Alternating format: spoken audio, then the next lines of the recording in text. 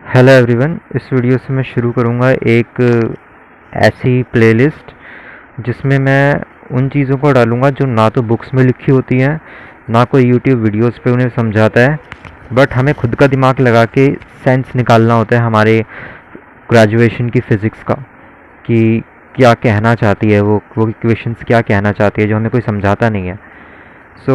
इस प्लेलिस्ट से मैं डीप चीज़ें बताऊँगा। इस बार जो मैं समझाने वाला हूँ इस प्लेलिस्ट में वो है statistical mechanics, statistical physics and इसमें जितनी भी चीज़ें हैं उनके मीनिंग समझाऊंगा मैं तुम्हें कि वो क्या मतलब है उन चीज़ों का। ये जो चैप्टर है ये सबसे पहले जिस चीज़ से शुरू होता है वो होता है मैक्रोस्टेट माइक्रोस्टेट्स। तो उसी को शुरू करने से पहले हमें गैसेस को समझना पड़ेगा और हमें ये समझना होगा कि इस चैप्टर में जो पढ़ाया जा रहा है वो चीज़ें एक्चुअली गैसेस हैं। हम गैसेस को समझते हैं। फॉर एग्ज़ाम्पल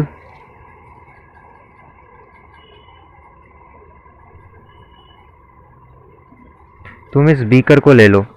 इस बीकर के अंदर कुछ मॉलिक्यूल्स हैं गैसेस के, जैसे ये मैं तुम्हें मॉलिक्यूल्स बना के दिखा रहा हूँ। तो तुम्हें पता है मॉलिक्यूल्स गैसेस के रैंडमली स्प्रेड हैं पूरे बीकर के अंदर। तो हम क्या करते हैं, हम ऐसा एक बीकर नहीं लेते, हम एक इस तरह का बीकर लेंगे जो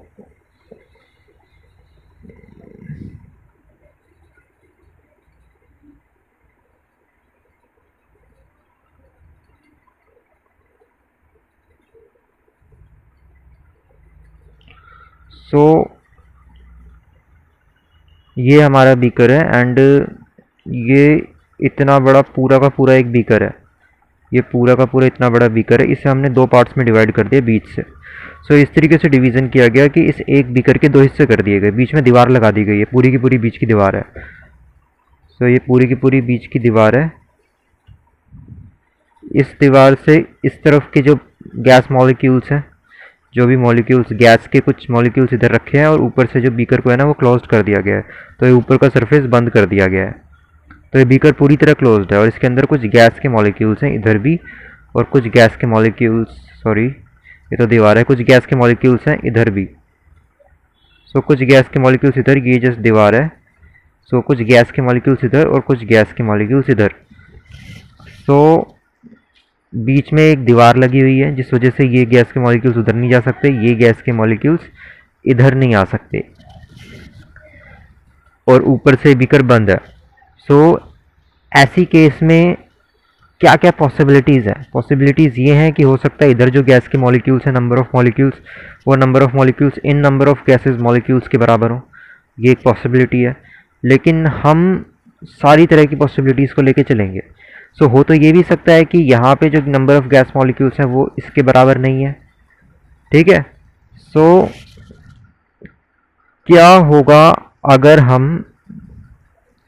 अगर हमें बीच की दीवार को एकदम से किसी तरीके से हटा देते हैं और इस कंटेनर को बंद ही रखते हैं। फॉर एग्जांपल हमने इसे ऑटोमेटिक बना रखा है कि जैसे हम एक बटन दबाएंगे ये दीवार नीचे की तरफ चली जाएगी और यहाँ से बंद हो जाएगा अपने आप बीकर। इतनी जल्दी हो गया प्रोसेस कि कोई भी गैस का मॉलिक्यूल बाहर नहीं निकल पाएगा और दीवार हट भी जाएगी। नीचे से हटा दो दीवार और इसे बंद कर दो यहाँ से। ये जो पूरा का पूरा कंटेनर है जो दो पार्ट्स में डिवाइडेड है, ये जैसे ही इस बीच की दीवार को हटाया जाएगा ये पूरा कंटेनर एक कंटेनर बन जाएगा, दो कंटेनर से पूरा एक बन जाएगा। कैसे बन जाएगा? दीवार हटने के साथ ये जो बीच की दीवार है ये हटने के साथ ये सारे गैस मॉलिक्यूल्स उधर से ट्रैवल कर सकते हैं, ये सब गैस मॉलिक्यूल इधर की तरफ ट्रैवल कर सकते हैं। तो ये दोनों के दोनों गैस मॉलिक्यूल्स मिक्स हो जाएंगे, ठीक है। एक्चुअल में यहीं से स्टार्ट होता है मैक्रोस्टेट माइक्रोस्टेट्स का कॉन्सेप्ट। अब उस कॉन्सेप्ट को समझाने के लिए गैस मॉलिक्यूल्स पे सीधे आ जाते हैं तो थोड़ा टफ हो जाता है, इसलिए बच्चों को बॉल से समझाया गया। ऐसे समझाया गया कि मान लो ये जो छोटे छोटे डॉट्स हैं ये सब बॉल्स हैं और ये डॉट्स भी बॉल हैं, और बोला गया ये दो एक कंटेनर है जिसे दो हिस्सों में बांट दिया गया बीच में दीवार लगा के, और बोला गया कुछ बॉल्स को इधर डाला जा सकता है और कुछ बॉल्स को इधर डाला जा सकता है। और फिर तुमसे इस तरह बोलते हैं कि उन बॉल्स को डिस्ट्रीब्यूशन करेंगे, यानी कुछ बॉल्स को इधर डाल देंगे कुछ बॉल्स को उधर डाल देंगे। तो वो सिर्फ चाइल्डिश तरीके से समझाने का, मैं तुम्हें सीधे गैस मॉलिक्यूल्स पे लेके आया हूँ और ढंग से समझा रहा हूँ। एक्चुअल में क्या होता है कि बीच में एक वॉल लगा दी गई और एक कंटेनर को दो पार्ट्स में डिवाइड कर दिया गया इस वॉल के थ्रू। देन इस वॉल के एक तरफ कुछ गैस मॉलिक्यूल्स हैं, वॉल के दूसरी तरफ भी कुछ गैस मॉलिक्यूल्स हैं।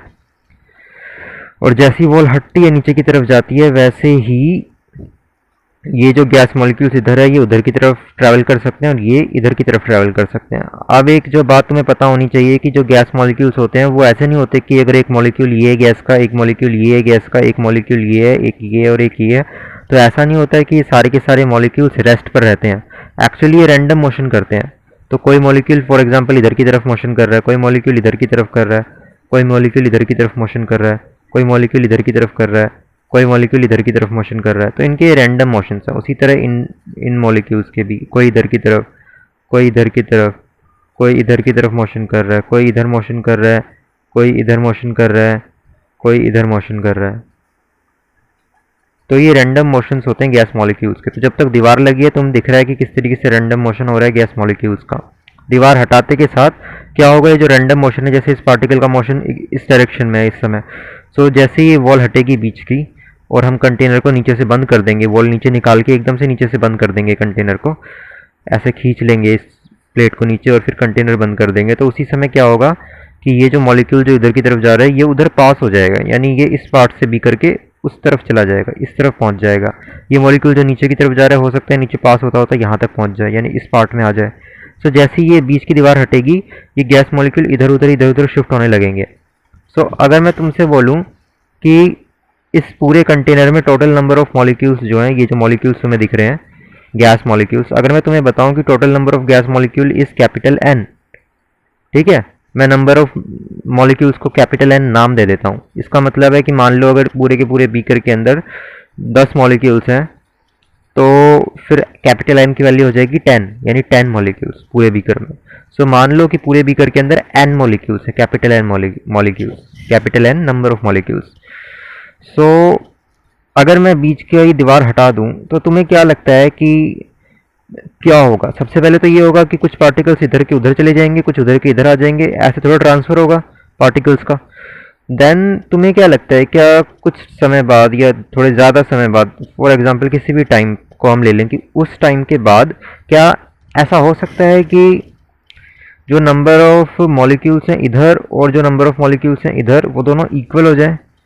ऐसा क्यों होगा? क्योंकि ये तो रैंडम मोशन करते ही रहेंगे मॉलिक्यूल्स, कोई इधर जा रहा होगा, कोई उधर जा रहा होगा, कोई इधर जा रहा होगा, कोई उधर जा रहा होगा, कोई नीचे कोई ऊपर, ऐसे इनके मोशंस हैं अलग अलग तरीके से डायरेक्शंस में। बट ऐसा होगा कि दीवार हटाते के साथ कोई मॉलिक्यूल इधर पहुंच जाएगा, कोई उधर पहुंच जाएगा, बट एक टाइम आएगा जब अपने आप इस तरीके से मॉलिक्यूल डिस्ट्रीब्यूट हो जाएंगे इस पूरे के पूरे बीकर में कि हम कह सकते हैं कि इक्विलिब्रियम की स्टेट आएगी, एक ऐसी स्टेट आएगी जहां पर जाकर नंबर ऑफ मॉलिक्यूल्स इस तरफ, नंबर ऑफ मॉलिक्यूल्स इस तरफ के बराबर हो जाएंगे।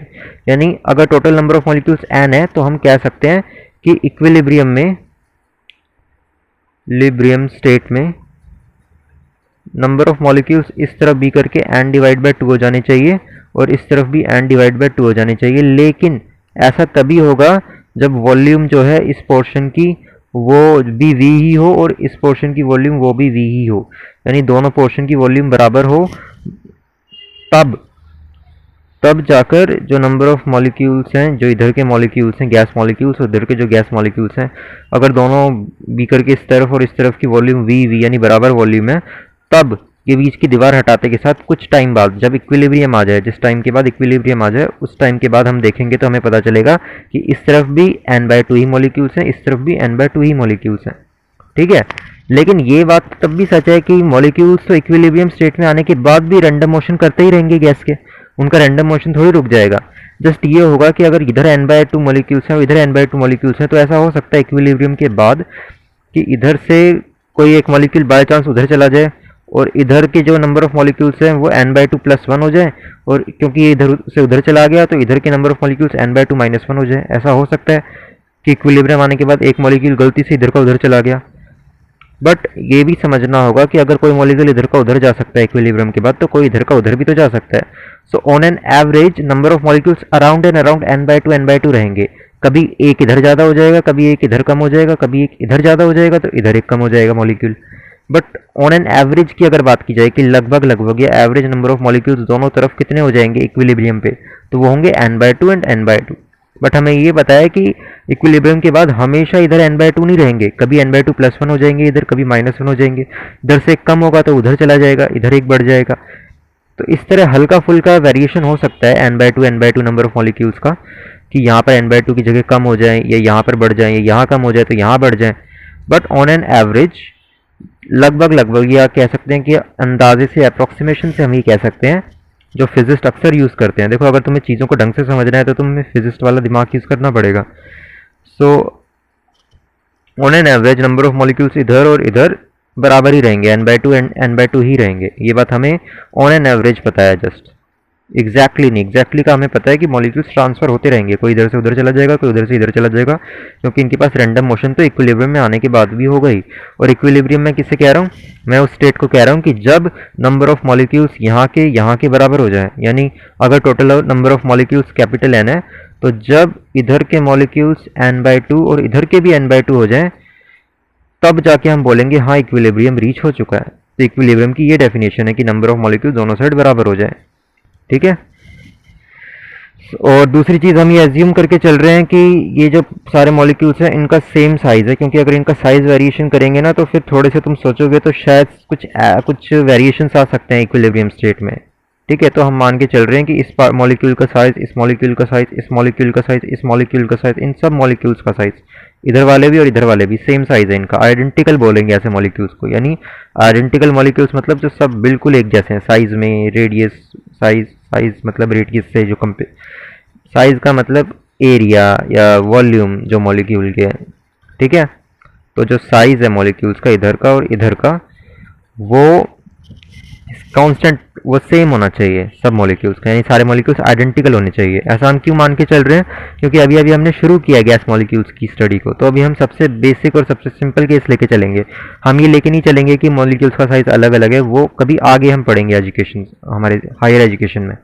अभी के लिए सब मॉलिक्यूल्स का साइज़ बिल्कुल सेम है, बिल्कुल सेम वॉल्यूम के हैं, ये बिल्कुल सेम रेडियस के हैं, एंड ऊपर से बीकर के इस तरफ के और इस तरफ की वॉल्यूम भी बिल्कुल बराबर है। इन दैट केस जब हम बीच की दीवार हटाएंगे तो इधर के मॉलिक्यूल्स कुछ उधर चले जाएंगे, कुछ उधर के इधर चले जाएंगे, थोड़े समय बाद ऐसे ट्रांसफर होता रहेगा, एंड थोड़े समय बाद एक टाइम आएगा जब इधर के नंबर ऑफ मॉलिक्यूल्स और इधर के नंबर ऑफ मॉलिक्यूल्स इक्वल हो जाएंगे। सो अगर total number of molecule in the beaker, इस पूरे बीकर में कैपिटल एन थे, सो एक समय आएगा जब इधर के नंबर ऑफ मॉलिक्यूल्स भी n/2 हो जाएंगे और इधर के भी n/2 हो जाएंगे, और इस समय आने पर हम कहेंगे कि इक्विलिब्रियम रीच कर गया, यानी कि number of particles both side of the beaker बराबर हो चुके हैं। भले दीवार हटा दी गई है, लेकिन हम फिर भी देखेंगे कि इस पोर्शन में और इस पोर्शन में नंबर ऑफ पार्टिकल्स बराबर हो गए होंगे, n/2 एंड n/2। एंड ये भी मैंने तुम्हें बता दिया कि इक्विलिब्रियम आने के बाद, यानी नंबर ऑफ पार्टिकल इधर और इधर बराबर हो जाने के बाद भी कुछ पार्टिकल्स इधर के उधर जा सकते हैं, कुछ उधर के इधर जा सकते हैं, क्योंकि इनके पास वेलोसिटीज तो इक्विलिब्रियम आने के बाद भी होगी। मॉलिक्यूल्स रेस्ट पर तो आ नहीं जाएंगे इक्विलिब्रियम आने के बाद, वो तो फिर भी रैंडम मोशन करेंगे ही। तो कोई भी बीकर के किसी भी साइड में, ये पूरा एक बीकर है, कोई भी मॉलिक्यूल इसके इस तरफ या उस तरफ ट्रैवल कर सकता है इक्विलिब्रियम आने के बाद भी। तो इसका मतलब कि एग्जैक्टली नहीं बोल सकते कि इक्विलिब्रियम के बाद n/2 मॉलिक्यूल्स इधर और इधर है, पर ये बोल सकते हैं ऑन एन एवरेज n/2 ही है। जस्ट ये हो सकता है कि एक इंस्टेंट पर इक्विलिब्रियम के बाद एक मॉलिक्यूल इधर का उधर चला गया, तो इधर n/2+1 मॉलिक्यूल्स हो गए, इधर n/2-1 मॉलिक्यूल्स हो गए। फिर थोड़ी सी देर रुकोगे तो पता चलेगा कोई इधर का उधर चला गया और दोबारा से n/2 मॉलिक्यूल्स हो गए। So on an average n/2 molecule दोनों साइड ऑफ द बीकर हैं, ठीक है। नाउ इसी चीज़ को अगर हम ढंग से समझें तो हमें पता चलता है कि हम दो चीज़ें इंट्रोड्यूस करेंगे, एक होगा मैक्रोस्टेट, एक होगा माइक्रोस्टेट। सबसे पहले हम इंट्रोड्यूस करते हैं टर्म को जिसका नाम होता है माइक्रोस्टेट।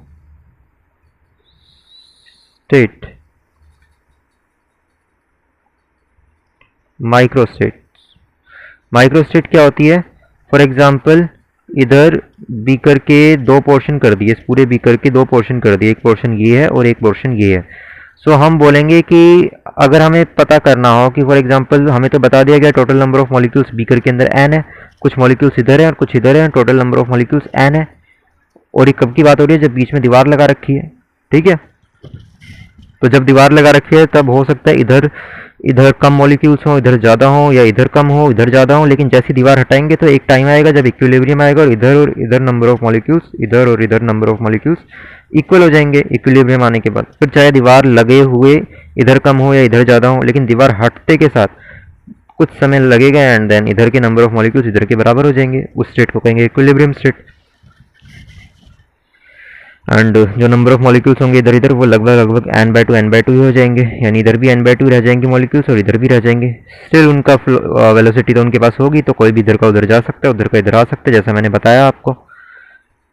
वीडियो को बार बार देख लेना अगर समझना है। तो अब पता करते हैं हम माइक्रोस्टेट्स किसे कह रहे हैं। एक नई टर्म आई है अभी अभी, तो इसकी डेफिनेशन ये है कि हमें तो ये बताया गया है कि total number of particles molecules, total number of molecules इस पूरे बीकर में कैपिटल एन है।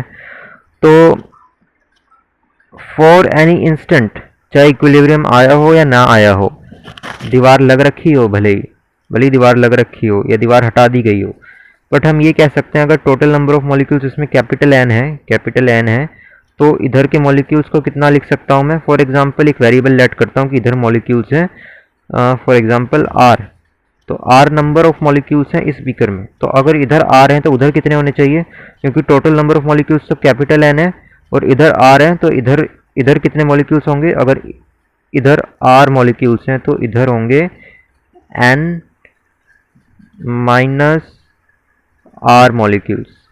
ये तो नॉर्मल है। इधर अगर n माइनस आर मॉलिक्यूल है, इधर आर मॉलिक्यूल है, टोटल ऐड करो इसको r plus n minus are से प्लस आर कैंसिल, तो total number of molecules capital n जो पूरे बीकर के अंदर है। तो अगर मैं बोलूँ बीकर के इस पोर्शन में आर मॉलिक्यूल्स है, तो ऑब्वियसली इस पोर्शन में n माइनस आर मॉलिक्यूल्स होंगे। तो ये जस्ट बोलने का तरीका है। हमने क्या कर दिया, हमने ये सोचा कि हम देखो फिजिस्ट कर क्या रहे थे, वो ना गैस को समझने की कोशिश कर रहे थे। उन्हें पता था, उन्होंने इतना समझा था कि गैसेस के अंदर होते हैं मॉलिक्यूल्स और उनके होती है रैंडम वेलोसिटी, यानी वो किसी भी डायरेक्शन में वेलोसिटी उनके पास होती है, उनके पास वेलोसिटी होती है इन एनी रैंडम डायरेक्शन, और वो एक दूसरे से टकराते रहते हैं और एक दूसरे को वेलोसिटीज देते रहते हैं, यानी एनर्जी ट्रांसफर करते हैं। यानी अगर कोई किसी से टकराया, उसने उसको वेलोसिटी दी, तो इसका मतलब उसने एनर्जी दी, क्योंकि velocity is actually energy. Kinetic energy किस पे डिपेंड करती है, वेलोसिटी पे। तो अगर किसी पार्टिकल ने वेलोसिटी गेन करी, मतलब उसने एनर्जी गेन करी। तो आप कह सकते हो ये पार्टिकल्स एक दूसरे से टकराकर ये इससे टकरा के या इससे टकरा के एक दूसरे को एनर्जी दे रहे हैं, यानी वेलोसिटीज दे रहे हैं।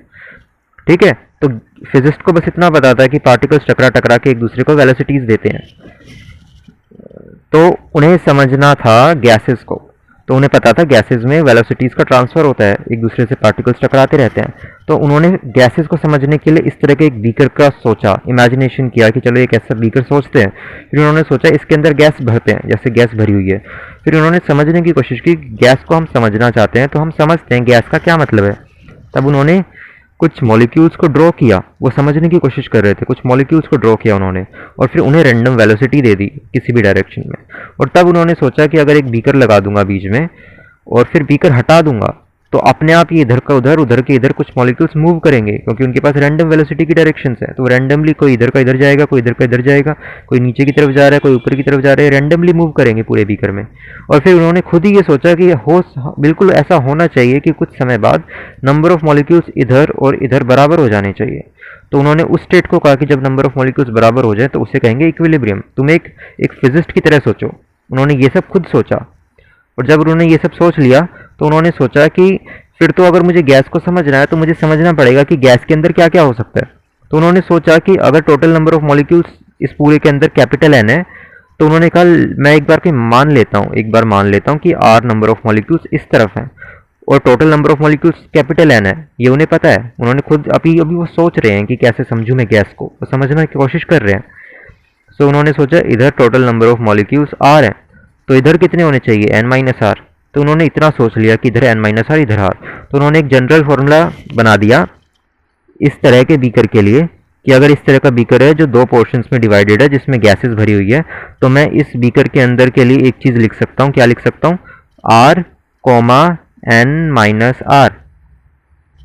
ये क्या चीज़ है, r comma N minus r इसलिए लिखा क्योंकि अगर बीकर को दो पोर्शन में डिवाइड किया, total number of particles capital n है, तो फिर हम इस बीकर के अंदर जो गैस है वो किस तरीके से डिस्ट्रीब्यूटेड है उसके बारे में समझ सकते हैं। ये जो लिखा हुआ है इससे, यानी are comma N minus are से। R comma N minus R क्या बता रहा है कि एक तो तुम आर की कोई वैल्यू रखो, फॉर एग्जाम्पल इसमें टोटल नंबर ऑफ पार्टिकल्स मान लो 10 है, तो कैपिटल एन की वैल्यू है 10। और फिर मान लो कि बीकर के इस पोर्शन में सिर्फ अभी 4 पार्टिकल्स हैं, 4 पार्टिकल्स इधर है और total number of particles beaker में है 10। तो आर की वैल्यू 4 हो गई, जो इस तरफ के पार्टिकल्स दिखा रहा है आर, उसकी वैल्यू 4 हो गई। कैपिटल एन की वैल्यू 10 है, तो आर की वैल्यू 4 है, तो 10 माइनस 4 मतलब 6, यानी 4,6। तो क्या बना 4,6। ये 4,6 क्या दिखा रहा है, इसी 4,6 का नाम क्या रखा गया, इसका नाम रखा गया मैक्रोस्टेट एक्चुअली। तो साइंटिस्ट ने सोचा कि ये r comma n minus are से उन्हें ये पता चल सकता है कि बीकर के एक पोर्शन में कितने पार्टिकल्स हैं और दूसरे में कितने हैं। तो ये जो दिखा रहा है यहाँ पे बता रहा है कि बीकर के एक पोर्शन में 4 पार्टिकल्स हैं और दूसरे में 6 पार्टिकल्स हैं। और ये कब की स्टेट हो सकती है, इक्विलिब्रियम की तो हो नहीं सकती, क्योंकि इक्विलिब्रियम में तो बराबर पार्टिकल्स होते हैं दोनों तरफ। तो ये स्टेट तब की है जब दीवार लगी हुई है बीच में। ये हम सोच सकते हैं खुद से, ठीक है। दूसरी बात मैं बता देता हूँ, मैं जो भी बता रहा हूँ वो सिर्फ मेरा सोचा गया है, मेरा समझा गया है, मैंने खुद चीज़ों को गहराई से समझा है। तो क्योंकि मैं समझ रहा हूँ एंड फिज़िक्स में हमेशा एक स्कोप होता है चेंज का, तो मैं खुद अपने लिए स्कोप रखता हूँ चेंज का। सो तुम्हें अपने दिमाग का इस्तेमाल करना पड़ेगा। मेरी कोई बात ठीक लग रही है, गलत लग रही है, तुम्हारे पास प्रूफ है, तुम्हारे पास वीडियोज़ है, तब भी ना समझ आए तो मेरे पास आओ, क्योंकि मैं तो सब कुछ बिल्कुल गहराई में ले जाके समझा दूँगा और टाइम का भी थोड़ा ध्यान रखूँगा, ज़्यादा ना लगे। सो 4,6 ऐसे लिखा गया, यानी are comma N minus r ऐसे करके लिखा गया, जो यहाँ पे मैंने 4,6 लिखा है। ये क्या बना है, इससे बोला गया मैक्रोस्टेट। मैं लिखता हूँ माइक्रोस्टेट, अभी बताऊँगा। अभी तुम्हें जो मैंने दिखाया वो क्या चीज़ है, M A C macro STATE। So MACRO macro STATE state, macro state. So macro state किसे बोला गया, जैसे 4,6 क्या मतलब बनता है 4,6 का, 4,6 का मतलब बनता है कि 4 particle in one portion of the beaker and 6 particle in the another portion of the beaker. So एक बीकर की जो मैक्रोस्टेट बनी, यानी बीकर के अंदर जो गैस है, इस गैस की जो मैक्रोस्टेट बनी वो ये बनी कि 4 गैस के मॉलिक्यूल्स इधर और 6 इधर। ये एक मैक्रोस्टेट है। और कितनी मैक्रोस्टेट्स हो सकती हैं तुम खुद सोच सकते हो। एक मैक्रोस्टेट है कि 4 इधर और 6 उधर। दूसरी मैक्रोस्टेट हो सकती है 3 इधर तो बचे कुछ 7 उधर। ये एक और मैक्रोस्टेट बनी। ऐसी और मैक्रोस्टेट सोच सकते हो तुम, इधर 2 ही मॉलिक्यूल्स और दूसरी तरफ 8 मॉलिक्यूल्स। अब 8 क्यों, क्योंकि टोटल नंबर ऑफ मॉलिक्यूल्स इस कंटेनर में 10 है, जो हमने पहले से ही कह दिया था कि 10 टोटल नंबर ऑफ मॉलिक्यूल्स ले रखे हैं। तो जब टोटल नंबर ऑफ मॉलिक्यूल्स 10 है, तब अगर तुमसे कोई पूछे कि क्या है मैक्रोस्टेट्स, यानी मैक्रोस्टेट का मतलब है वो स्टेट्स बताओ जो पॉसिबल है गैस की। तो स्टेट्स जो गैस की पॉसिबल है वो है कि पहले बीकर के इस पोर्शन में गैस है 2 मॉलिक्यूल्स और दूसरे में जो गैस के हैं 8 मॉलिक्यूल्स। दूसरी मैक्रोस्टेट है कि पहले पोर्शन में गैस के 3 मॉलिक्यूल्स, दूसरे में 7 मॉलिक्यूल्स। तीसरी मैक्रोस्टेट है कि पहले पोर्शन में गैस बीकर के पहले पोर्शन में गैस के 4 मॉलिक्यूल्स, दूसरे पोर्शन में 6 मॉलिक्यूल्स। तो इस तरीके से मैक्रोस्टेट्स पॉसिबल है, इनको बोलते हैं मैक्रोस्टेट्स। अब इसकी डेफिनेशन नहीं बताऊंगा, अभी तुम्हें आइडिया लग गया होगा। इसी तरह तुम कई सारी मैक्रोस्टेट सोच सकते हो। एक मैक्रोस्टेट ये भी बनेगी कि यहाँ पे 0 पार्टिकल है, यहाँ पे टोटल 10 पार्टिकल्स हैं। ये सिर्फ मैक्रोस्टेट्स हैं, ये बताती हैं कि क्या